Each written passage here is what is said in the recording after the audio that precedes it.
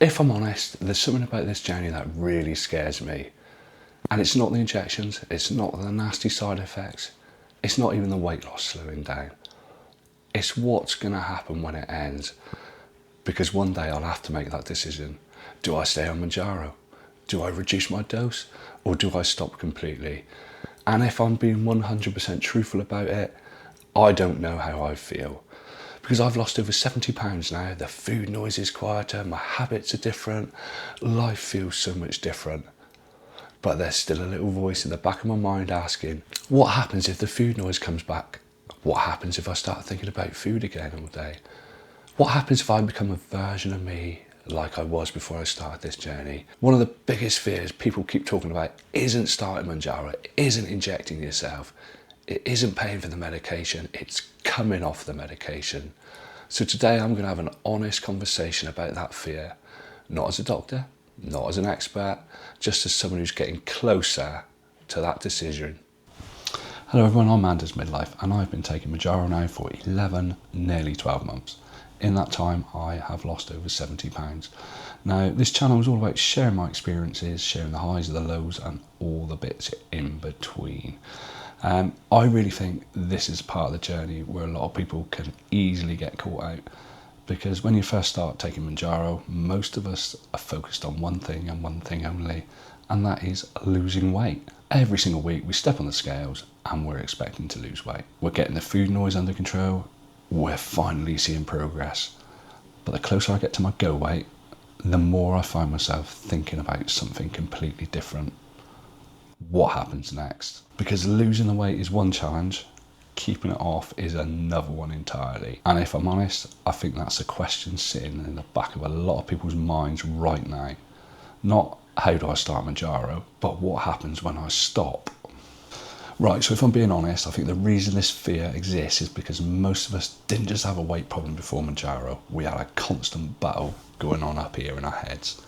Because for me the food was always there, not just at meal times, all the time, every single second of every day, thinking about what I was going to eat next, thinking about snacks, thinking about takeaways, thinking about whether I'd been good, thinking about whether I'd been bad.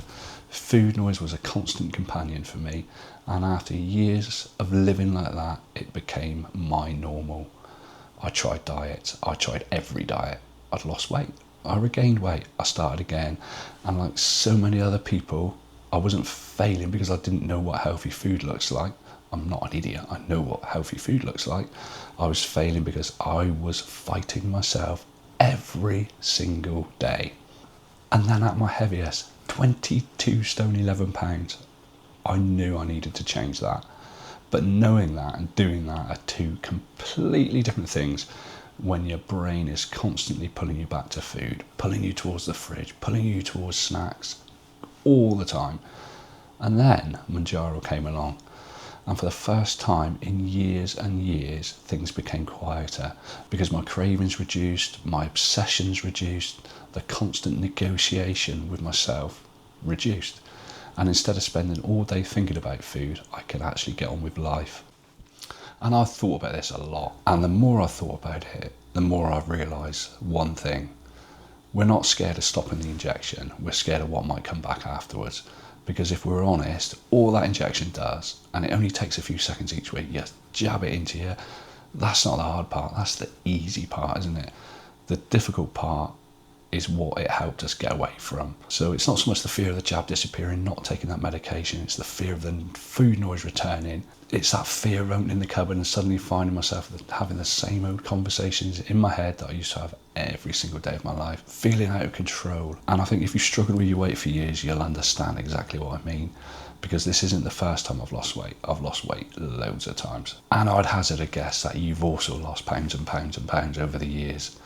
The problem's not losing it, is it? It's what happens after. There's when you start slowly slipping into the old habits again, start getting a little bit more relaxed with it all, slowly convincing yourself that one little exception doesn't matter. Then you have another one, then you have another one, until one day you wake up, you realise you're heading absolutely back to that person that you were trying to leave back there. And for me and many others, I think that's the real fear. And it's not waking up 10 pounds heavier, not even 20 pounds heavier.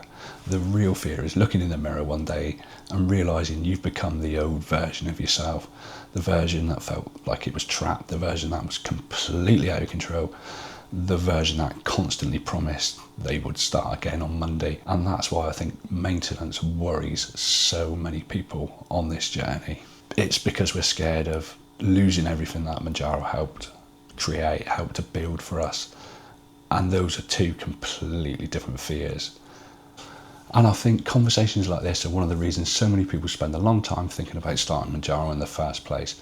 Because for most of us, it isn't really about the injection. It's about wanting some control back. It's about wanting the food noise to quieten down. It's about wanting to feel like you finally move forward. One thing I've appreciated with Bolt Pharmacy throughout my entire journey is how straightforward they've made the whole process. No pressure, no judgment, just clear support and guidance when I've needed it. If you're currently looking into Mounjaro yourself, I'm going to leave a link down in the description that's going to give you a discount off your first order. But the important thing is, whoever you're using, whatever your supplier is, the medication can create the opportunity. What we do with that opportunity is what really matters long term. Do your own research, speak to your medical professionals.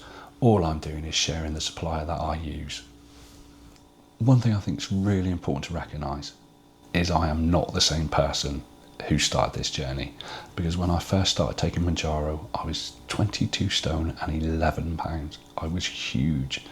Food dominated a massive part of my life. My routines weren't where they needed to be. My confidence wasn't where it needed to be. And if I'm being honest, I didn't fully trust myself anywhere near food. Fast forward that to today, and a huge amount has changed. I've lost over 70 pounds. I've spent months trying to learn new habits. I'm not convinced I have learned these new habits. And I've spent months paying attention to how I eat, what I eat, and what can trigger me to eat. But one of the things I have learned is I now understand the difference between hunger and eating because I'm bored, eating because I'm stressed, eating because I'm tired, or even emotional. Before Mounjaro, I don't think I always recognised the difference there. But these habits that slowly pull me away from where I want to be are stopping. They're getting easier to combat, they're getting easier to battle against, and that's so important for me. And that awareness is so powerful, because you can't change something you don't recognise. My relationship with exercise has changed massively as well. I'm far more consistent in the gym than I used to be, and I'm not saying I'm perfect, because I'm really not perfect. I'm way more consistent, and that's another thing that's so different now. I'm not looking for perfection anymore. I'm more than happy to take progress over perfection any day of the week. And in the past, one bad day could turn into a bad week. A bad week would turn into a bad month, blah, blah, blah. But I'm so much better now at recognising when I've gone off track and working out how to get myself back on track again. And I think confidence can play a part in that too. And I'm not saying confidence as in I know it all, I'm an expert. You know, I've cracked the code and that kind of thing. But I feel more able to make better decisions. And I've proved to myself I can change, and those decisions are going to help me along the way. Stick to something long enough where I'm going to get the results at the end of it. And that's a big thing for me. 11, 12 months is the most I've ever done on a sort of health kick, a weight loss, a diet, whatever you want to call it. And when I step back, I look at all that, it makes me ask a really important question. Am I the same person that started this journey? Because maybe that's what maintenance is going to come down to. That's what it's going to boil down to. Not whether the medication changes or stops, but whether I've changed enough along the way to make that difference. So one of the things that's really changed my opinion on all this and the way I've been thinking has been the polls that I've been running on the channel. When you're going through something yourself, it's easy to assume you're the only one thinking that way. But the more I ask these questions, the more I realise that isn't true. Now, a recent poll, I asked what they were finding hardest right now on the Mounjaro journey, and the results of that were absolutely fascinating. 42% of people said the hardest part was the weight loss slowing down. 30% said their biggest concern was coming off Mounjaro. 21% said they were worried about the food noise returning. And what really stood out to me was what wasn't near the top of the list. Nobody was talking about the injections. Nobody was talking about the doses. Nobody was talking about injecting themselves weekly. All the kind of stuff you'd expect to be talking about on Mounjaro. Nobody was talking about side effects. All people were talking about is what's going to happen in the future, what's going to happen next, what happens when the excitement of the early weight loss phase starts to fade, what happens when maintenance becomes the goal instead of losing more weight, what happens when you're no longer focused on getting the weight off and start thinking about how am I going to keep this weight off. And that's a massive shift, a really important shift, because when most of us start Mounjaro, the focus is very simple, and it's lose weight, get healthier, get control back. But after a while, the questions, they start changing. You stop asking how much can I lose, and you start asking, can I keep this going? Can I maintain this? Will it work? And ultimately, what's going to happen when I stop? And that's one of the main reasons this topic's been on my mind so much lately, because it's not about taking Mounjaro, it's about what happens when you stop taking Mounjaro. And honestly, the more comments I read, the more conversations I have, the more I think that is the truth. Now, I guess this is going to bring me on to the question that everyone always asks, and what's your plan? Are you going to stay on Mounjaro? Are you going to reduce the dose? Are you eventually going to stop taking Mounjaro? And do you know what my honest answer is? I don't know. I genuinely don't know. And I know probably that's not the answer some people want to hear, but I'd rather be honest than pretend I've got everything worked out. I am not an expert. I'm not a weight loss expert. I'm not a medical professional. I'm none of these things. Because the truth is, I've never been here before. I've never lost this amount of weight before. I've never reached this stage of any weight loss journey before. And I've certainly never had to think seriously about what maintenance might look like. And at the moment, I'm still learning. I'm still thinking, I'm still looking, I'm still watching videos and trying to take it all in. Just because I've got a YouTube channel doesn't mean I'm an expert. This is all about sharing my experiences with you. This is all about